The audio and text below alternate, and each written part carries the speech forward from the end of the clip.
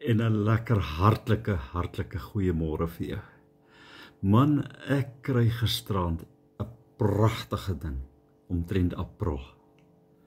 En ek wil dit graag met jou deel. Ek vat sommer nou my eie permissie om dit te mag doen, want dit was vir my beautiful. Luister hier. Dit heet The Month of April. A, ask, it shall be given to you. Matthew 7, verse 7. P, praise the Lord for his goodness.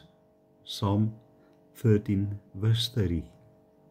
R, rejoice in the Lord always. Philippians 4, verse 4. I am always with you. Matthew 28, verse 2.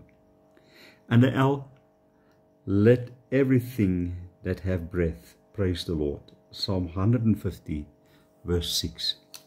Dis mooi, ne? Ander maak April grappies. En hier kry iemand, kom ek sê die brainwave, om April net 'n bietjie betekenis te gee. Mag hierdie gedagte van April vir jou 'n werklikheid wees, hierdie April maand. Ask, praise, rejoice. Always with you. Let everything that have breath praise the Lord. Here, dankie vir April. Amen. Baie lekker dag vir jou. Bye bye.